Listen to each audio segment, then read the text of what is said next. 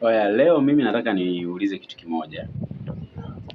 Kama una mpenzi au mke, yani mna ndoa,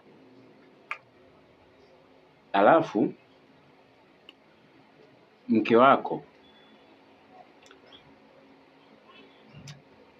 anafanya vitu yeye kama yeye, kwa mfano wewe unafanya kazi na yeye anafanya kazi, alafu akawa kwenye mambo yake hakushirikishi, ila cha kwako wewe mwanaume ni cha kwenu, ila mwanamke cha kwake ni cha kwake yeye.